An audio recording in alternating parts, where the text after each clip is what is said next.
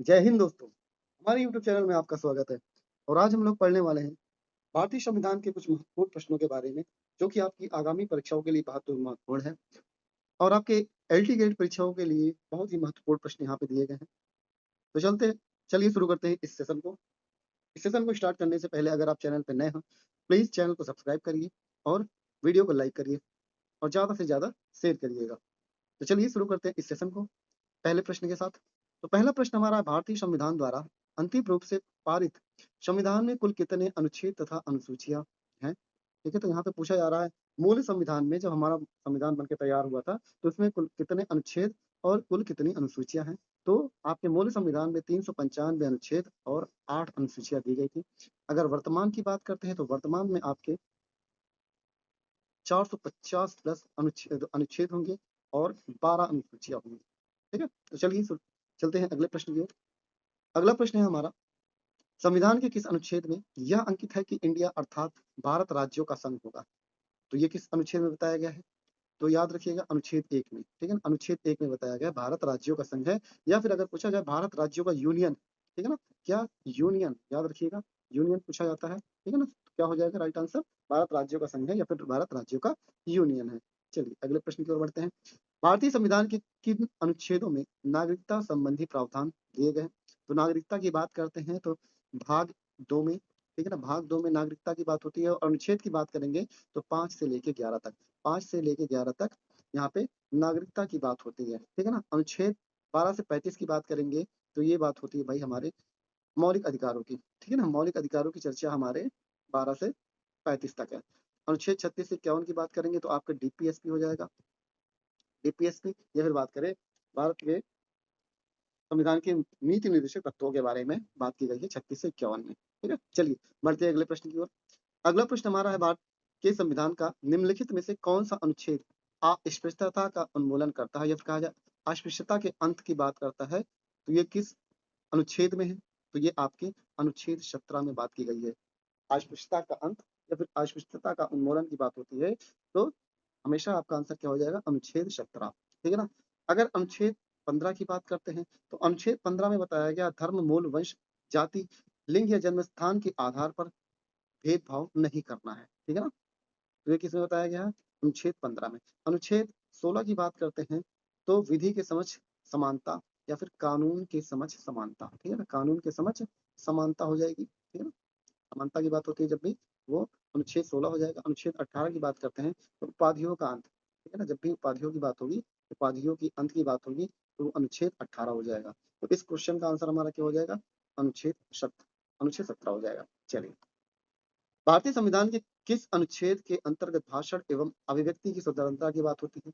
तो जब भी आपकी भाषण एवं अभिव्यक्ति की स्वतंत्रता की बात होगी तो अनुच्छेद 19 की बात होगी। ठीक है ना, किसकी बात होगी? अनुच्छेद 19। और अनुच्छेद 19 को ही क्या कहा जाता है?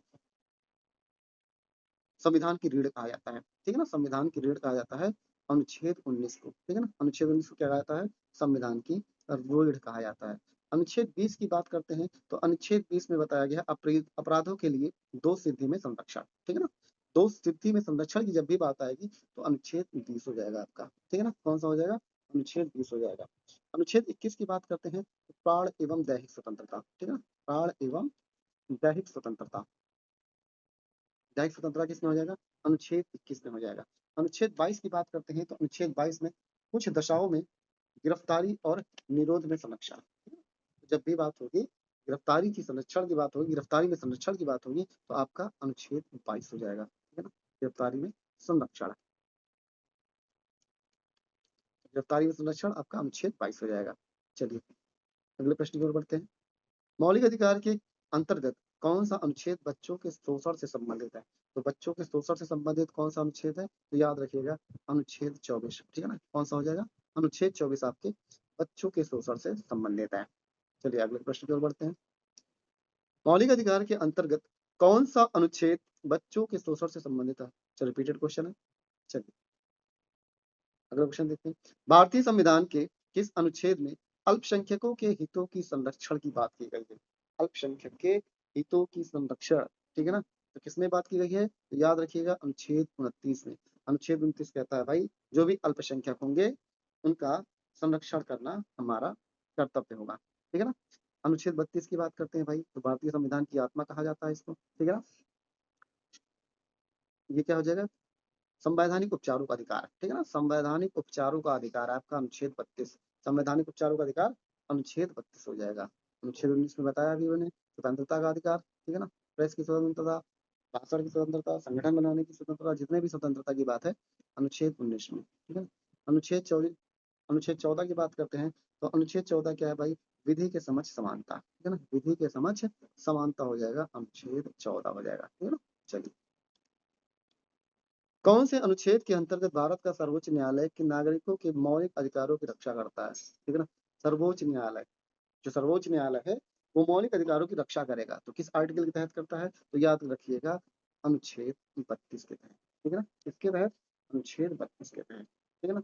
अनुच्छेद 61 भी बहुत इंपॉर्टेंट है, याद रखिएगा भाई, इसमें राष्ट्रपति के महाभियोग की चर्चा है। ठीक है ना, राष्ट्रपति के महाभियोग की चर्चा है अनुच्छेद 61 में। ठीक है ना, अनुच्छेद 61 में।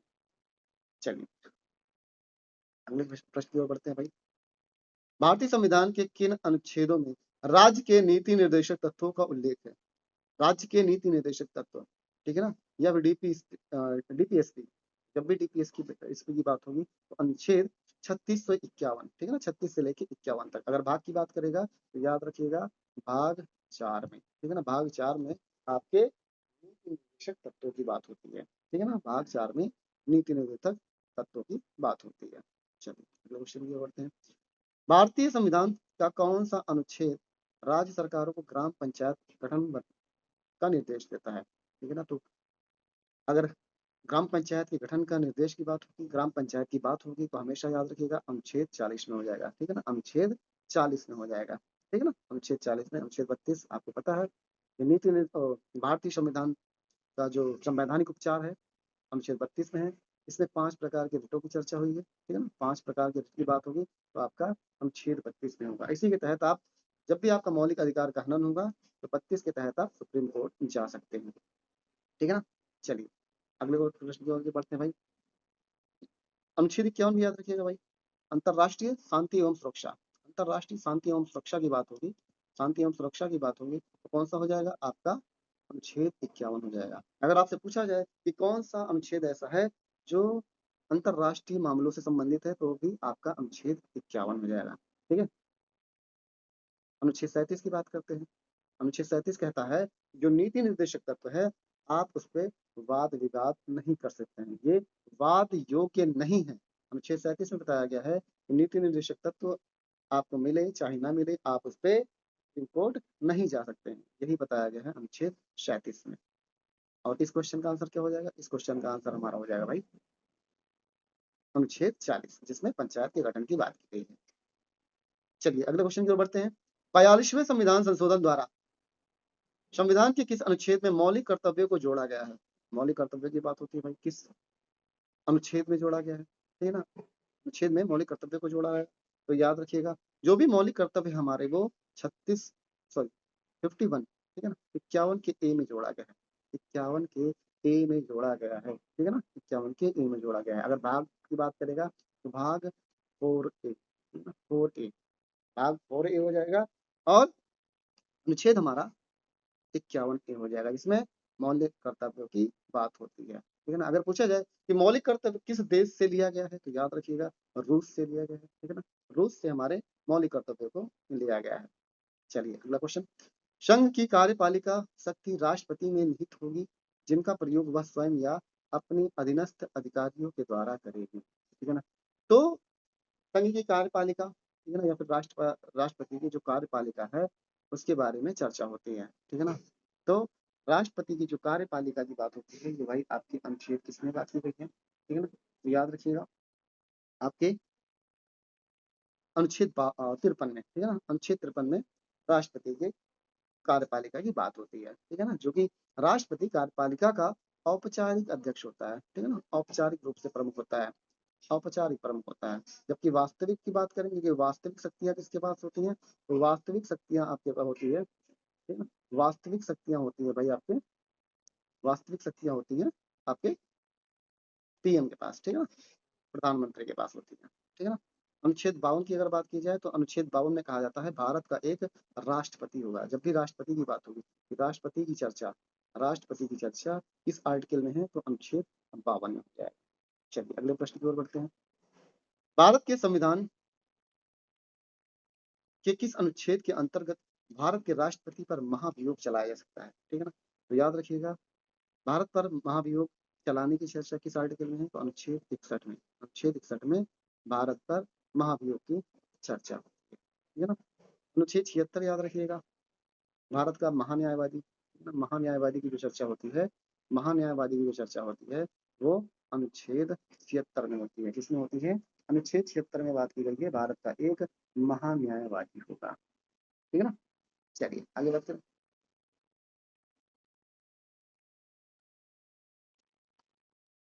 संविधान के किस अनुच्छेद के अंतर्गत मंत्रीगण सामूहिक रूप से लोकसभा के प्रति उत्तरदायी होगा? लोकसभा के प्रति उत्तरदायी होगा, जो मंत्रीगण है वो लोकसभा के प्रति उत्तरदायी होगा। तो ये किस आर्टिकल में कहा गया है? याद रखिएगा, अनुच्छेद 75 में, ठीक है ना। इसमें कहा गया है अनुच्छेद 75 में बताया गया है, ठीक है ना। और इसी में बताया गया भाई, प्रधानमंत्री की नियुक्ति राष्ट्रपति करेगा और अन्य मंत्रियों की नियुक्ति राष्ट्रपति प्रधानमंत्री की सलाह पर करेगा। तो पीएम की बात होगी तो पीएम भी आपके अनुच्छेद 75 में है, ठीक है ना। अनुच्छेद 75 में पीएम की जब भी बात होगी किस अनुच्छेद में है, तो अनुच्छेद 75 में है। चलिए अगला क्वेश्चन, भारत के महान्यायवादी की नियुक्ति से संबंधित अनुच्छेद कौन सा है? अभी हमने बात की थी तो अनुच्छेद 76 में भारत का एक महान्यायवादी होगा। अगर महान्यायवादी की बात करते हैं तो भारत का भारत का सबसे बड़ा, ठीक है ना, सबसे बड़ा विधि अधिकारी होता है ना। कौन सा होता है? विधि अधिकारी या फिर कानूनी अधिकारी, ठीक है ना। कौन हो जाएगा भाई? आपके महान्यायवादी हो जाएगा, ठीक है ना। महान्यायवादी भारत का सबसे बड़ा विधि अधिकारी या सबसे बड़ा कानून अधिकारी होता है, जिसकी चर्चा अनुच्छेद 76 में होती है। चलिए अगले क्वेश्चन की ओर बढ़ते हैं। कौन सा अनुच्छेद संसद के दो अधिवेशनों के बीच 6 माह के अंतराल की अनिवार्यता का उल्लेख करता है? ठीक है ना। तो किस अनुच्छेद में बताया गया भाई कि जो संसद के अधिवेशन होते हैं उसमें 6 माह का गैप होगा, ठीक है ना। इसमें कहा गया भाई, याद रखिएगा, अनुच्छेद 85 में, ठीक है ना। किसमें कहा गया है? अनुच्छेद 85 में कहा गया है, ठीक है ना। अनुच्छेद 85 में, और अनुच्छेद 85 में ही संसद के जो विघटन है, जब भी बात करेंगे जो संसद की विघटन, ठीक है ना, विघटन, और कहा जाए कि संसद का जो सत्रावसान, ठीक है ना, तो इसकी भी चर्चा होती है। तो किसमें हो जाएगा? अनुच्छेद 85 में है, ठीक है ना। संसद का विघटन और सत्रावसान दोनों किसमें है? अनुच्छेद 85 में है। और इसी में ही बताया गया है दो अधिवेशनों के बीच 6 माह का अंतराल अनिवार्य है। अगले क्वेश्चन की बढ़ते हैं। संविधान के किस अनुच्छेद द्वारा संसद की संयुक्त बैठक का प्रावधान किया गया है? संसद की संयुक्त बैठक, तो संसद की संयुक्त बैठक किसमें कही गई है भाई? अनुच्छेद 108 में की गई है, ठीक है ना। संसद की संयुक्त बैठक का जो उल्लेख है अनुच्छेद 108 में है। और संसद की जो संयुक्त बैठक होती है ये बुलाता कौन है? तो ये बुलाता है राष्ट्रपति। कौन बुलाता है? राष्ट्रपति बुलाता है। अगर बात करें भाई इसकी अध्यक्षता कौन करता है, अध्यक्षता कौन करेगा, तो अध्यक्षता हमेशा कौन करेगा? लोकसभा का, ठीक है ना, लोकसभा का अध्यक्ष करेगा, लोकसभा का अध्यक्ष करता है, ठीक है ना। अध्यक्षता लोकसभा का अध्यक्ष करेगी, बट बुलाएगा कौन? राष्ट्रपति बुलाएगा, ठीक है ना। कौन बुलाएगा? राष्ट्रपति, ठीक है ना। अनुच्छेद 112 की बात करते हैं तो इसमें बजट की चर्चा होती है, ठीक है ना। बजट, बजट का मतलब क्या होता है? चमड़े का थैला। क्या होता है? चमड़े का थैला होता है, ठीक है ना, थैला। बट याद रखिएगा, बजट की तो बात होती है, बट संविधान में अगर बात करते हैं तो इसको क्या कहा गया है? वार्षिक वित्तीय विवरण। क्या कहा गया है? वार्षिक वित्तीय विवरण, वार्षिक वित्तीय विवरण बोला गया है इसको। क्या बोला गया है? वार्षिक वित्तीय विवरण कहा गया है, ठीक है ना। अनुच्छेद 110 की बात करते हैं तो अनुच्छेद 110 में बात की गई है धन विधेयक की, ठीक है ना। इसकी बात की गई है धन विधेयक की बात होती है अनुच्छेद 110 हो जाएगा। चलिए अगले प्रश्न की ओर बढ़ते हैं। संविधान के किस अनुच्छेद में धन विधेयक की परिभाषा दी गई है? अभी हमने बताया आपको भाई कि अनुच्छेद 110 में धन विधेयक की चर्चा की गई है। अनुच्छेद 124 बहुत इंपॉर्टेंट है भाई। अनुच्छेद 124 बताता है कि भारत का एक सुप्रीम कोर्ट होगा, ठीक है ना। सुप्रीम कोर्ट की चर्चा जब भी होगी तो अनुच्छेद 124, अनुच्छेद 124 में क्या कहा गया है, भारत का एक सुप्रीम कोर्ट होगा। चलिए अगला क्वेश्चन, भारतीय संविधान का कौन सा अनुच्छेद भारत के संचित कोष से संबंधित है? भारत के संचित कोष से संबंधित है भाई, ठीक है ना। तो इस क्वेश्चन का आंसर क्या हो जाएगा भाई? इस क्वेश्चन का आंसर क्या हो जाएगा? उपयुक्त सभी, ठीक है ना, उपयुक्त सभी। इस आर्टिकल में भी कहा गया है, इस आर्टिकल में बताया गया है, और इस आर्टिकल में भी आपके बताया गया है कि भाई कि आपका संचित कोष, ठीक है ना, इन सभी में आपको देखने को मिल जाएगा। चलिए ये क्वेश्चन, भारतीय संविधान का निम्नलिखित में से कौन सा अनुच्छेद भारत के राष्ट्रपति में अध्यादेश जारी करने की शक्ति प्रदान करता है? जब भी अध्यादेश की बात होगी तो याद रखिएगा अनुच्छेद 123 में, ठीक है ना, अनुच्छेद 123 में कहा गया है भारत के अध्यादेश के बारे में, ठीक है ना, भारत के अध्यादेश के बारे में किसमें बताया गया है? अनुच्छेद 123 में बताया गया है, ठीक है, इसमें बताया गया है अनुच्छेद 123 में बताया गया है, ठीक है ना। चलिए तो ये अनुच्छेद 74 याद रखिएगा, अनुच्छेद 74, अनुच्छेद 74 में बताया गया राष्ट्रपति को सहायता और सलाह देने के लिए मंत्री परिषद होगी, ठीक है ना। तो जब भी अगर मंत्री परिषद की बात होगी तो मंत्री परिषद, ठीक है ना, मंत्री परिषद का उल्लेख, मंत्री परिषद का उल्लेख किस अनुच्छेद में है? तो अनुच्छेद 74 में, ठीक है, अनुच्छेद 74 में क्या बताया गया है आपका मंत्री परिषद के बारे में, ठीक है ना, मंत्री परिषद के बारे में अनुच्छेद 74 में बताया गया है, ठीक। चलिए अगले प्रश्न की ओर बढ़ते हैं, राष्ट्रपति सर्वोच्च न्यायालय से संविधान के किस अनुच्छेद के अंतर्गत परामर्श ले सकता है? ठीक है ना, जो राष्ट्रपति होगा वो सर्वोच्च न्यायालय से संविधान के किसी अनुच्छेद के अंतर्गत परामर्श ले सकता है, ठीक है ना। किस अनुच्छेद में कुछ बताया गया है कि भाई जो राष्ट्रपति होगा वो किसी भी मामले में सुप्रीम कोर्ट है उसमें सुप्रीम कोर्ट से भाई सलाह ले सकता है, ठीक है, सलाह ले सकता है। तो ये किसमें कहा गया है? ये आपके कहा गया है 143 में, अनुच्छेद 143 में कहा गया है, ठीक है ना, कि राष्ट्रपति किसी भी मामले में सर्वोच्च न्यायालय से सलाह ले सकता है, ठीक है। और आपको ध्यान रखना है कि राष्ट्रपति ले या ना ले उसके ऊपर डिपेंड करता है, और सलाह दे या ना दे ये सर्वोच्च न्यायालय पे डिपेंड करता है, ठीक है ना। तो राष्ट्रपति सलाह ले भी सकता है, नहीं भी ले सकता है, और राष्ट्रपति अगर लेता भी है तो सुप्रीम कोर्ट इस पे बाध्य नहीं है कि वो सलाह दे ही, ठीक है। चलिए अगले क्वेश्चन की ओर बढ़ते हैं भाई, अनुच्छेद 352 याद रखिएगा भाई, काफी इंपॉर्टेंट आपका आर्टिकल है, ठीक है ना। राष्ट्रीय आपात की घोषणा जब भी बात करेगा, राष्ट्रीय आपात, राष्ट्रीय आपात की बात करेगा तो अनुच्छेद 352 हो जाएगा, ठीक है ना, अनुच्छेद 352 हो जाएगा, ठीक है। चलिए सर्वोच्च न्यायालय अपने द्वारा सुनाए गए किसी निर्णय या आदेश का पुनरावलोकन कर सकता है, यह व्यवस्था संविधान के किस अनुच्छेद में संबंधित है? पुनरावलोकन की, ठीक है ना, ये पुनरावलोकन आपके किस आर्टिकल में है? अब देखिए पुनरावलोकन की बात होती है तो याद रखिएगा जो पुनरावलोकन शब्द लिया गया है ये आपके यूएसए से लिया गया है, कहाँ से लिया गया है? यूएसए से लिया गया है। और अगर बात करें पुनरावलोकन का मतलब क्या हो जाएगा भाई, इस जो सर्वोच्च न्यायालय है ना किसी मामले पे अगर फैसला सुना भी देती है तो उस फैसले को वापस भी ले सकती है, ठीक है ना, उस फैसले को वापस ले सकती है अगर लगता है कि उन्होंने कुछ गलती कर दी है, ठीक है ना, या फिर कुछ उस मैटर पे कहा जाए कि कुछ और फैसला आना चाहिए था, तो क्या होगा उसको वो वापस ले सकते हैं, ठीक है ना, वो वापस ले सकते हैं। तो पुनरावलोकन की किसमें चर्चा हुई है? तो अनुच्छेद 137 में, किसमें? 137 में पुनरावलोकन की शक्ति, ठीक है ना, उच्चतम न्यायालय की पुनरावलोकन की शक्ति के बारे में बताया गया है अनुच्छेद 137 में। चलिए अगले प्रश्न की ओर बढ़ते हैं, भारतीय संविधान में सर्वोच्च न्यायालय तथा उच्च न्यायालय को न्यायिक पुनरावलोकन की शक्ति प्रदान की गई है, ठीक है ना। जो भारतीय संविधान में सर्वोच्च न्यायालय तथा उच्च न्यायालय को न्यायिक पुनरावलोकन की शक्ति प्रदान की गई है। देखिए अभी देखिए क्वेश्चन दोनों ही अलग है, इसमें क्या कहा गया था? सर्वोच्च न्यायालय को अपने द्वारा सुनाए गए निर्णय या आदेश का पुनरावलोकन कर सकता है, तो पुनरावलोकन करेगा तो अनुच्छेद 137 में करता है। बट आपसे ये पूछा गया है कि चाहे सर्वोच्च न्यायालय हो चाहे उच्च न्यायालय हो, अगर उनको न्यायिक पुनरावलोकन की शक्ति प्रदान है, ठीक है ना, तो ये शक्ति तो आपके सुप्रीम कोर्ट की को भी प्राप्त है और हाई कोर्ट को भी प्राप्त है। बट ये कहा गया कि जो ये पुनरावलोकन की शक्ति इनको दी गई है ना, ये किस आर्टिकल में दी गई है, ठीक है ना, तो ये 32 में दिया गया है, अनुच्छेद 32 में, ठीक है ना, अनुच्छेद 32 ऐसे अनुच्छेद है जिसके द्वारा इनको पुनरावलोकन की शक्ति दी गई है, किसको? सर्वोच्च न्यायालय को दी गई है और उच्च न्यायालय को दी गई है। बट अगर आपसे ये पूछा जाएगा कि सर्वोच्च न्यायालय अगर इनको पुनरावलोकन की शक्ति दी गई है तो वो किस आर्टिकल के तहत दी गई है?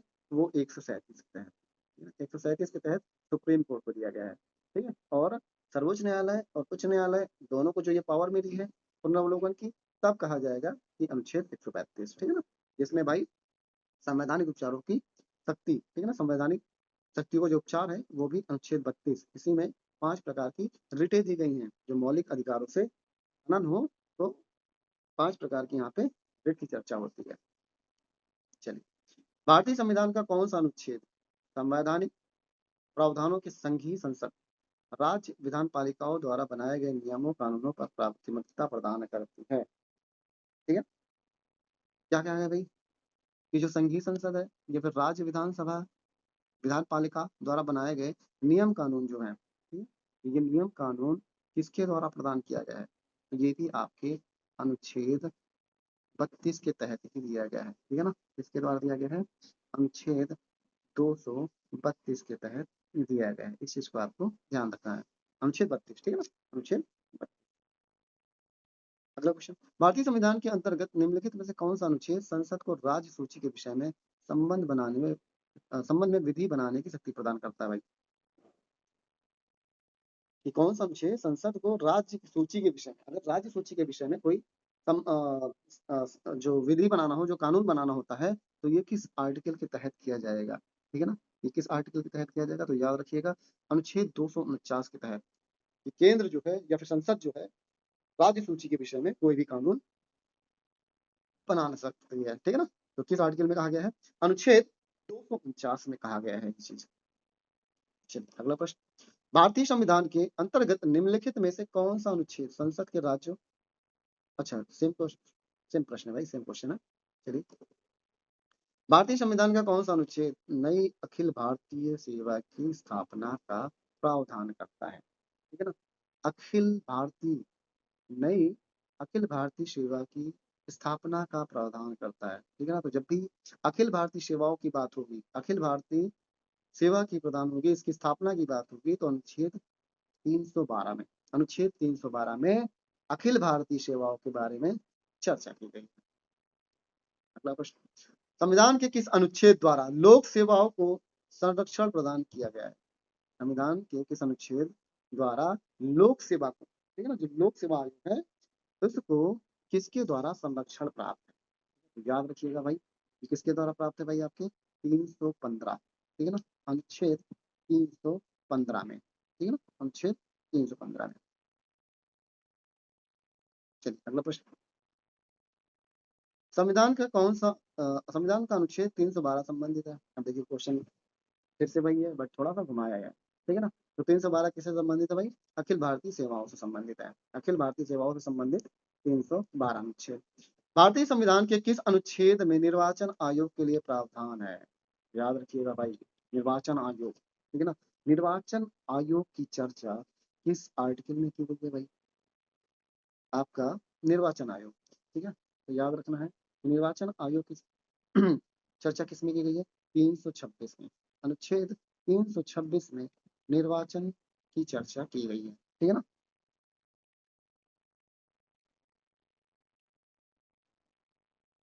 चलिए, अनुच्छेद 326, सॉरी सॉरी सॉरी 326 नहीं होगा, इस क्वेश्चन का आंसर हो जाएगा, इस क्वेश्चन का आंसर हो जाएगा 324, ठीक है ना। क्या हो जाएगा? 324, 324 में क्या कहा गया है भाई?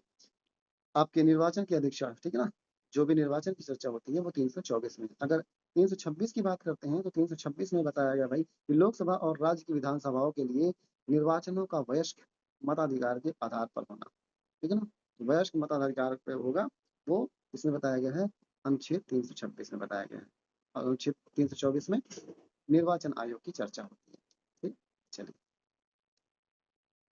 अनुसूचित जातियों और अनुसूचित जनजातियों के लिए एक राष्ट्रीय आयोग गठित करने का प्रावधान संविधान के किस अनुच्छेद के अंतर्गत किया गया है?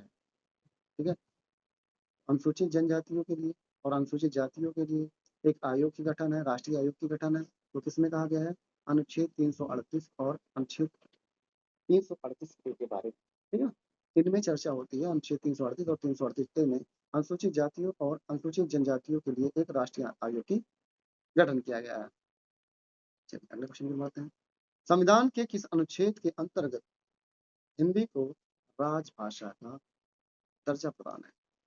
ठीक है ना, हिंदी को भाई राजभाषा का दर्जा प्रदान है। ठीक है ना, हिंदी को राजभाषा का दर्जा प्राप्त है। ठीक है, तो वो कौन सा हो जाएगा भाई, तो याद रखिएगा अनुच्छेद 343 ए में। ठीक है ना, अनुच्छेद 343 फर्स्ट में जो हिंदी आपकी है ये भारत की राजभाषा होगी। ठीक है ना, भारत की राज्य भाषा होगी, ये बताया गया है अनुच्छेद 343 में। ठीक है ना, और इसकी लिपि कौन सी हो जाएगी, राजभाषा हिंदी है तो लिपि क्या होगी, ये भी पूछ लेता है कभी कभी, तो लिपि क्या हो जाएगी, देवनागरी। क्या हो जाएगी, देवनागरी होती है। लिपि लिपि देवनागरी हो जाएगी। और हिंदी भारत की राजभाषा है, अनुच्छेद 343। अगला प्रश्न, भारत में बाहरी आक्रमण का अथवा सशस्त्र विद्रोह के कारण भारत के राष्ट्रपति द्वारा राष्ट्रीय आपातकाल की घोषणा, ठीक है ना, राष्ट्रीय आपातकाल, अभी हमने बताया था इसके पहले भाई, राष्ट्रीय आपात की घोषणा किसने की गई थी, अनुच्छेद 352 में। अनुच्छेद 352 में राष्ट्रीय आपात की घोषणा होती है। ठीक है ना, इसकी राष्ट्रीय आपात। चलिए देखिए इसी मेरा 356 की बात करते हैं कि अनुच्छेद 356 में क्या हो जाएगा भाई। ठीक है ना, अनुच्छेद 356 में राष्ट्रपति शासन। ठीक है ना, ये भी कहा जाए राज्यों में जो संवैधानिक तंत्र के विफल हो जाने की दिशा में उपबंध है, या फिर किसी को राष्ट्रपति शासन, ठीक है ना, राष्ट्रपति जो शासन है वो हो जाता है 356 में। 360 की बात करते हैं तो इसमें वित्तीय आपात, ठीक है, वित्तीय आपात की बात होती है तो ये हो जाता है आपके 360 में। 368 की बात करते हैं तो जो आपका संसद के पास संशोधन करने की प्रक्रिया, ठीक है ना, संविधान में संशोधन करने की शक्ति, ठीक है ना, जो संशोधन करने की शक्ति है वो किसमें बताया गया है, संशोधन की शक्ति, संशोधन की शक्ति किसमें है, अनुच्छेद 368। ठीक है ना, अनुच्छेद 368 बताता है भाई संविधान में संशोधन कर सकते हैं, उसी की शक्तियों के बारे में चर्चा होती है। अगले प्रश्न के बारे में देखते हैं, भारतीय संविधान का कौन सा अनुच्छेद राज्य में संवैधानिक तंत्र के असफल होने की स्थिति में राष्ट्रपति शासन का प्रावधान है। सेम क्वेश्चन है। ठीक है ना, तो किसमें है भाई, आपके राष्ट्रपति शासन की बात हो रही है तो 356 में। ठीक है ना, 356 में राष्ट्रपति शासन हो जाएगा। अगला प्रश्न, संविधान में मंत्रिमंडल शब्द का एक बार उल्लेख हुआ है। ठीक है ना, मंत्रिमंडल का उल्लेख हुआ है इस आर्टिकल में हुआ है तो 74 में। ठीक है ना, मंत्रिमंडल मंत्रिपरिषद की चर्चा अनुच्छेद 74 में। अगला प्रश्न, संसद को संविधान संशोधन का अधिकार है। ठीक है ना, अभी हमने बात की थी संसद में संविधान संशोधन जो होता है 368 के तहत होता है। किसके तहत होता है, 368 के तहत। अगला प्रश्न, किस अनुच्छेद के अंतर्गत जम्मू और कश्मीर को भारतीय संविधान द्वारा विशेष स्थिति प्रदान की गई है, कौन सा हो जाएगा भाई, 370। 370 जो कि अभी समाप्त कर दिया गया है, अभी वहां से समाप्त कर दिया गया है। और जम्मू एंड कश्मीर है वो क्या हो गया है, यूनियन टेरिटरी। ठीक है ना, ये बढ़ जाए केंद्र शासित राज्य बन गया है आपका जम्मू एंड कश्मीर। अगला प्रश्न, भारतीय संविधान के किस अनुच्छेद में विभिन्न राज्यों से संबंधित विशिष्ट प्रावधान का उल्लेख है। ठीक है ना, विशिष्ट प्रावधान का उल्लेख किसमें है भाई, अनुच्छेद 371। ठीक है ना, अनुच्छेद 371। अगला प्रश्न, भारतीय संविधान में समानता का अधिकार 5 अनुच्छेदों द्वारा प्रदान किया गया है। तो समानता का अधिकार कहाँ से कहाँ तक है भाई आपका, तो 14 से 18 में। ठीक है ना, 14 से 18 समानता का अधिकार क्या हो जाएगा, समानता का अधिकार। ठीक है? आपको पता है कि मौलिक अधिकार हमारे कितने हैं भाई, टोटल हमारे मौलिक अधिकार कितने हैं, 6। ठीक है ना, कितने मौलिक अधिकार हैं, 6 मौलिक अधिकार है इसमें। ठीक है ना, उसी में समानता का अधिकार आपका 14 से 18 है। अगर मौलिक अधिकारों की बात होगी तो भाग 3 में। ठीक है, भाग 3 में मौलिक अधिकारों की चर्चा होती है। अगला प्रश्न, नीति निर्देशक सिद्धांतों के निम्नलिखित अनुच्छेदों में से कौन सा अंतरराष्ट्रीय शांति और सुरक्षा के संवर्धन से संबंधित है। अभी हमने बात किया था अनुच्छेद 51। अनुच्छेद 51 जो है अंतरराष्ट्रीय शांति एवं सुरक्षा की बात करता है। अगला प्रश्न, भारतीय संविधान के किस अनुच्छेद के अंतर्गत नियंत्रक एवं महालेखा परीक्षक की नियुक्ति होती है। नियंत्रक एवं महालेखा परीक्षक, ठीक है ना, नियंत्रक एवं महालेखा परीक्षक की चर्चा भाई आपके आर्टिकल किस आर्टिकल में चर्चा होती है, ठीक है ना। तो ये कौन सा आर्टिकल हो जाएगा, अनुच्छेद 148। अनुच्छेद 148 में भारत में एक नियंत्रक एवं महालेखा परीक्षक होगा, ठीक है ना। चलिए अगले प्रश्न की बात होती है। भारत के प्रत्येक नागरिक का कर्तव्य होगा प्राकृतिक पर्यावरण का संरक्षण एवं सुधार। यह कथन भारतीय संविधान के किस अनुच्छेद से संदर्भित है, ठीक है ना। तो याद रखिएगा अनुच्छेद 48 में। अनुच्छेद 48 ये कहता है कि भारत के प्रत्येक नागरिक का कर्तव्य होगा कि प्राकृतिक पर्यावरण का संरक्षण एवं उसमें सुधार करे, ठीक है ना। इसमें कहा गया अनुच्छेद 48 को। अगला प्रश्न, भारतीय संविधान के किस अनुच्छेद के अंतर्गत अंतरराष्ट्रीय समझौते को प्रभावी बनाने के हेतु संसद राज्य सूची के विषय पर कानून बना सकती है, ठीक है ना।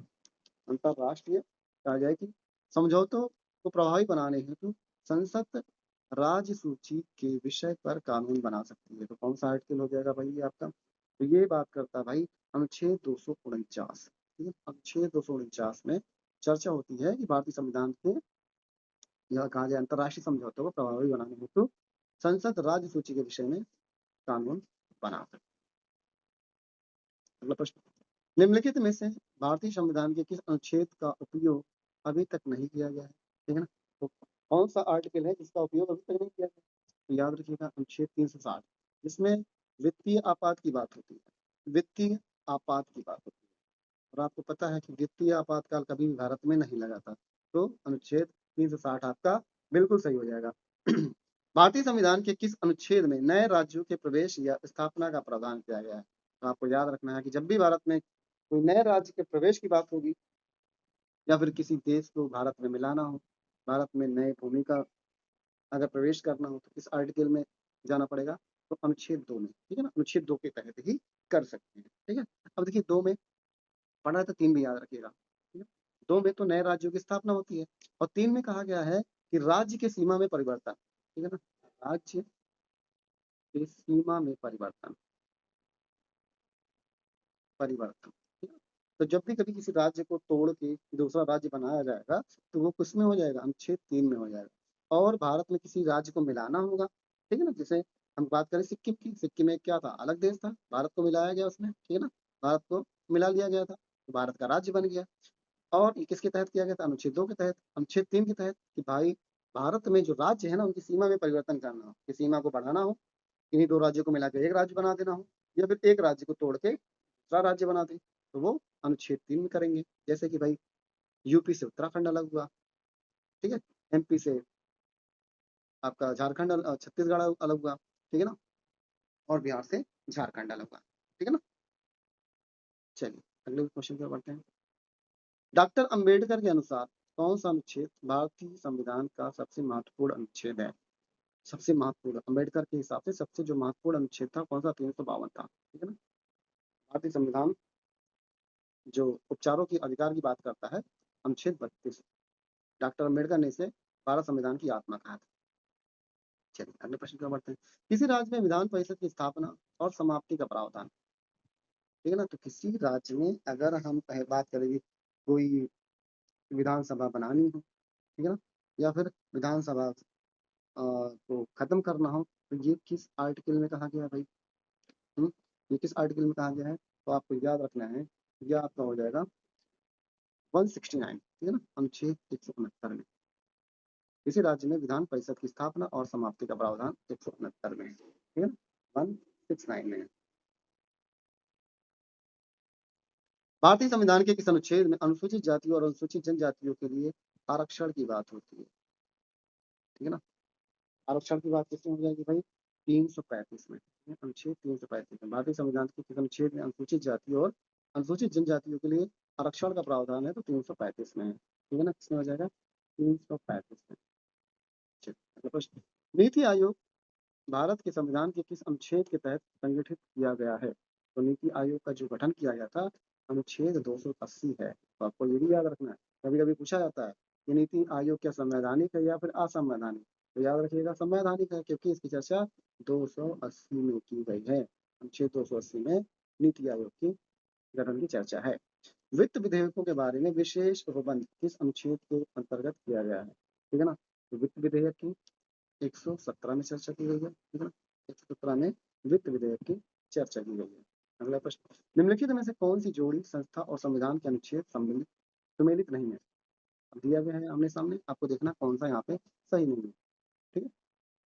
सुमेलित है, कौन सुमेलित है? 3 गलत होगा, 1 सही होगा। तो भारत का सर्वोच्च न्यायालय क्या 318 में? बिल्कुल गलत है भाई, बिल्कुल गलत है। 124 में बात होती है सर्वोच्च न्यायालय की। भारत का निर्वाचन आयोग, तो ये बिल्कुल सही है, ठीक है ना। निर्वाचन आयोग 324 में ही, तो आपका बी बिल्कुल सही हो जाएगा। संघीय लोक सेवा आयोग अनुच्छेद 352, क्या संघ लोक सेवा आयोग की चर्चा 352 में है? तो बिल्कुल गलत है भाई, ठीक है ना। 315 में की गई है। महाधिवक्ता अनुच्छेद 351 में, बिल्कुल गलत है भाई। महाधिवक्ता की चर्चा होती है 165 में होती है, ठीक है ना। महाधिवक्ता की चर्चा 165 में है। तो आपका इस क्वेश्चन का आंसर बी हो जाएगा। निम्नलिखित में से कौन सा एक सही सुमेलित नहीं है? 3 सही 1 गलत होगा यहाँ पे, ठीक है ना। तो अनुच्छेद 39A में समान न्याय एवं निःशुल्क विधि सहायता है क्या? ग्राम पंचायतों का ढंग 40 में है।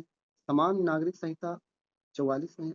न्यायपालिका को कार्यपालिका से पृथक करा किसमें हो जाएगा? तो याद रखिएगा भाई, अनुच्छेद 39 में ए में कहा गया है कि समान न्याय एवं निःशुल्क विधिक सहायता, तो बिल्कुल सही है आपका।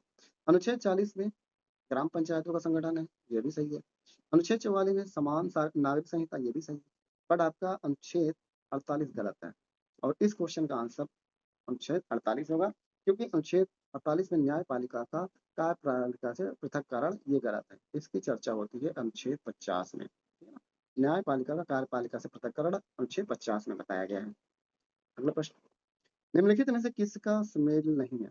अब यहाँ पे पूछा कौन सा सही नहीं है, सॉरी सही है, कौन सा सही है? 3 गलत होगा, 1 सही होगा। अनुच्छेद 17 न्याय की समझ समानता है, क्या ये सही है? मैंने बताया था भाई, क्या ये सही है? या फिर अनुच्छेद 78 संसद का गठन, ये सही है। अनुच्छेद 192 संसद सदस्यों के वेतन एवं भत्ते। अनुच्छेद 352 आपात स्थिति की घोषणा। अब देखिए, न्याय की समझ समानता, ठीक है ना, न्याय की समझ समानता, ये क्या सही होगा आपका? अनुच्छेद 352 आपात स्थिति की घोषणा, तो ये आपात स्थिति की घोषणा बिल्कुल सही है कि भाई 352 में आपात स्थिति की घोषणा की गई है, ठीक है ना। आपके 17 में बात की गई है अस्पृश्यता के बारे में, अस्पृश्यता के बारे में बात किया गया, ठीक है। अगर संसद के गठन की बात होती है तो 79 में की गई। अनुच्छेद 152 में 92 में संसद सदस्यों के वेतन एवं भत्ते, तो ये भी आपका गलत हो जाएगा। तो इस क्वेश्चन का आंसर क्या हो जाएगा? अनुच्छेद 352 हो जाएगा, ठीक है ना, जिसमें आपात की घोषणा की गई है, ठीक है ना। राष्ट्रीय आपात की घोषणा 352 में की गई है। अगला प्रश्न, भारतीय राजनीतिक व्यवस्था में इनमें से कौन सर्वोच्च है?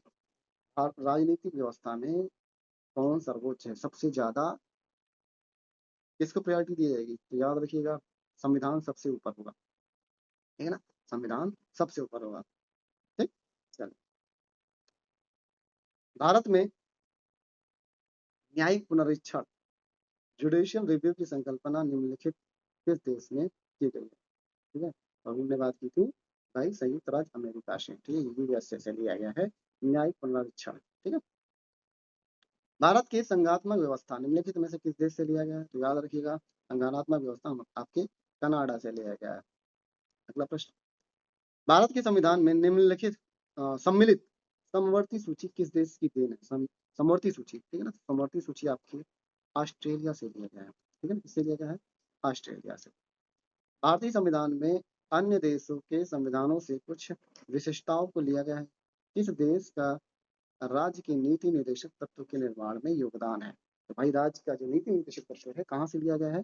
तो आपको याद रखना है भाई, ये आपके आयरलैंड से लिया गया है, आयरलैंड से लिया गया है राज्य की नीति निर्देशक तत्वों के बारे में। अगला प्रश्न, और हमारा इस सेशन का लास्ट प्रश्न हुआ है, तो क्या है? भारतीय संविधान में मौलिक कर्तव्यों का विचार लिया गया है अमेरिका संविधान से, ब्रिटिश संविधान से, रूस से, या फिर फ्रांस के संविधान से? चलिए, ये क्वेश्चन आपके लिए होमवर्क है, और आप लोग इस क्वेश्चन का आंसर करेंगे कमेंट बॉक्स में, ठीक है।